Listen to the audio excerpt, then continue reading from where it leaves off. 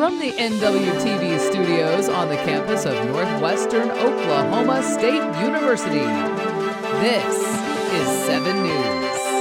Hello, and thank you for choosing NWTV today. I'm Jaxie Cloud. And I'm Megan Spray. Here's a look at this week's top headlines. It's severe weather season, and being weather aware is crucial. While there's warnings and alerts telling people to get to a safe spot, storm chasers are heading straight towards the storm because for them, it isn't about the storm. It's about the people and its path. Probably the main thing why we're out there is to let people know what's coming their direction. But no, it's pretty neat when you're out there and you can see what the weather's doing. That's why really and truly we're all out there. We enjoy just watching the weather. But hey, while we're there, we might as well let people know what's happening. KOCO storm chaser Shane Helton has been out chasing since the 90s. There are safety protocols in place so he knows how to stay safe in dangerous conditions. There's a lot of communications going on there between us and our meteorologist in the studios. And then, like I said, we've got somebody else in the vehicle with us, and I make sure that the people who are with me know what they're doing.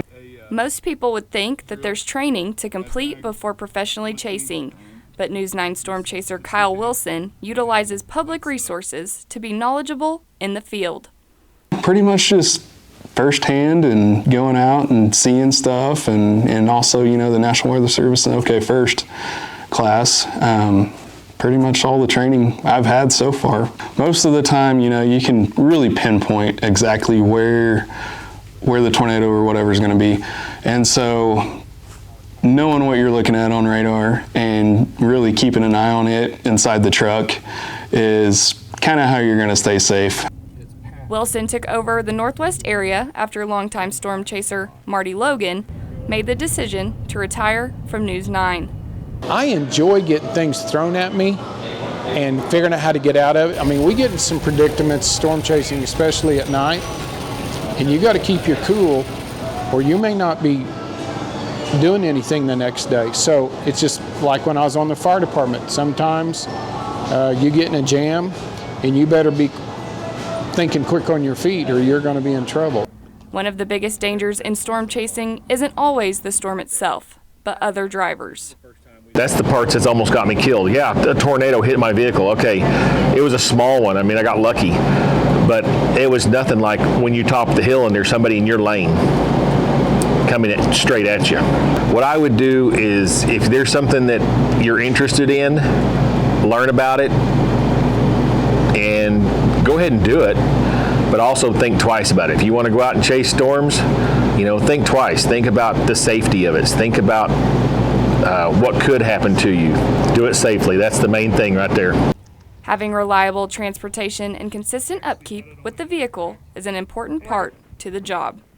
The truck is the backbone to, you know, getting out there and doing what we do, and so it has to run good. The norm after a big fire day, like the Camargo Leedy fire last year and the ones the guys have had this year, that cabin air filter, you're changing them out daily. So think of that expense there is running you $30 to $50 just in 2 filters. You need to wash it because of all the grime getting into your wheel bearings and stuff like that.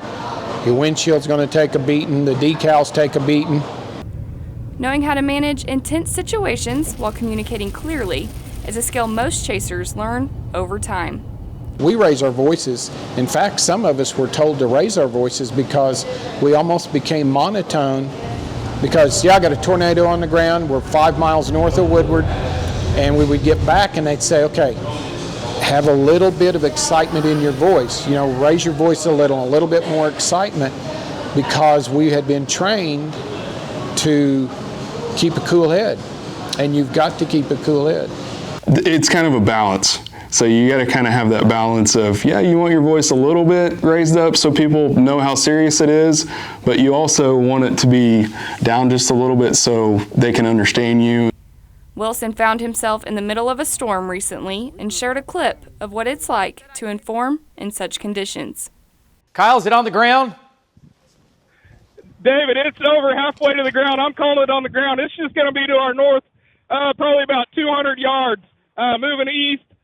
We've had more power flashes just on the north side of Shawnee. We're going to stick here with it. Back to you, David. We were, and actually the National Weather Service has already confirmed 3 of the tornadoes that were, I would say, within 200 yards of us on Friday. So, and then the last tornado east on I-40 that we got, it actually hit us. Putting oneself in a position of risk is dedication and commitment to their work. Helton was recognized nationally, being awarded an Emmy for his work during the storm coverage of the 2022 Seminole County tornado.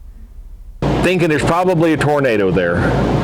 We get past it, and then all of a sudden we drove right into a tornado. We'll come to find out that tornado made a full loop.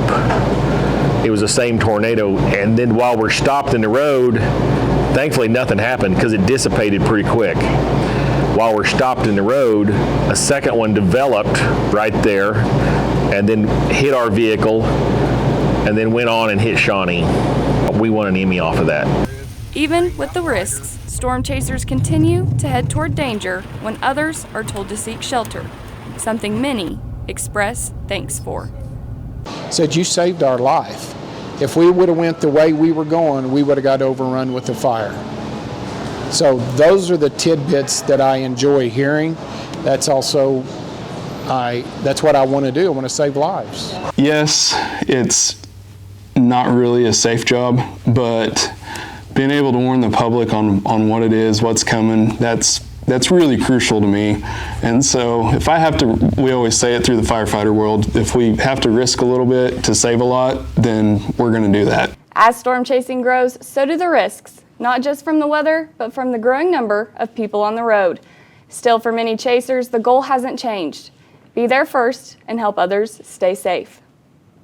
This Sunday, April 19th, marks the 31st anniversary of the Oklahoma City bombing. That day in 1995 is still the deadliest act of homegrown terrorism in the United States.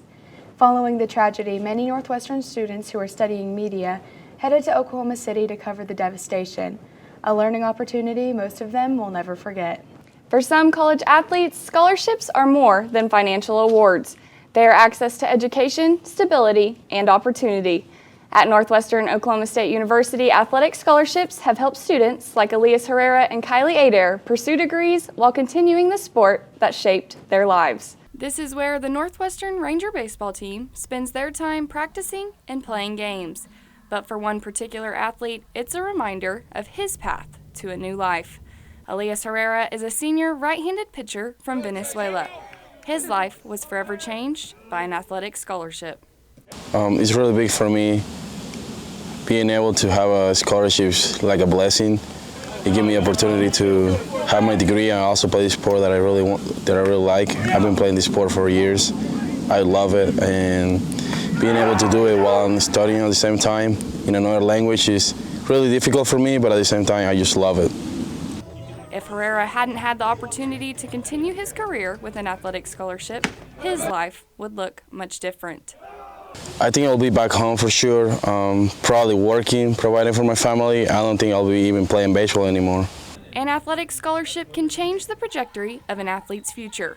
For Alva High School senior Kylie Adair, an athletic scholarship to play for the Lady Ranger basketball team was validation for the years of hard work that led to this opportunity. Getting a scholarship was crazy. I didn't really expect it to happen so soon into my senior year, but it gave me a lot of confidence. I knew that all the hard work that I'd put in throughout the summer and throughout, well, all of my years of high school, but I had specifically spent a lot of time in the gym in the summer, even when I didn't want to be there. I just knew that it was paying off, and so it just gave me a lot of confidence and validation, and it excited me for the future because I knew that I was going to get to play the sport that I loved at another level. For Adair, receiving an athletic scholarship has given some relief from the financial stress college can bring. It's another level of comfort knowing that I have a scholarship that's going to help me pay for college. I know that I've been applying right now for a lot of scholarships, so knowing that I have that one set, I mean, it just puts me at ease knowing that, like, I might be able to get through college debt-free. An athletic scholarship is a recognition to an athlete's dedication to their studies and their sport. It's really good for me. I feel like I'm just getting rewards for how hard I work every day.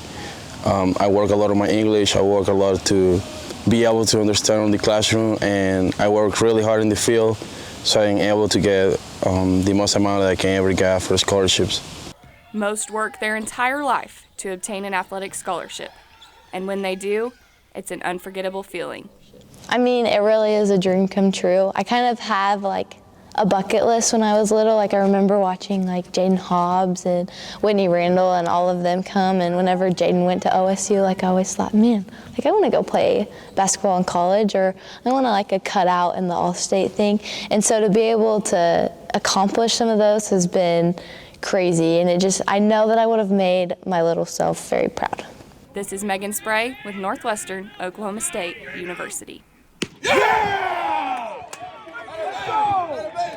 Ride Rangers ride. Whether an athlete is crossing international borders or staying close to home, athletes like Herrera and Adair show how athletic scholarships impact their futures in profound and diverse ways. For some, the financial aid makes college achievable, while for others, it strengthens confidence and opens doors to opportunity. The annual Carnival and Crafts event was held this past week. Students and community members gathered in the Student Center Ballroom to participate in games, crafts, and win prizes. The women's golf team recently brought home a championship title from the ABC Supply Invitational Tournament. They are now in the Great American Conference Championship this week. NWTV 7's Shaylin Pratt spoke with some of the players regarding the team's mindset. The women's golf team has had a busy season as they're headed for the Great American Conference. Tess Linden is the captain of the team and placed third in the ABC Supply Invitational Tournament.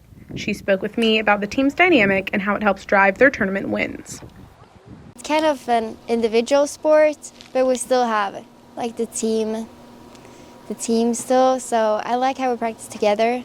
And this year we're also doing a lot of matches and scoring on a course, and I think that's important for the tournaments.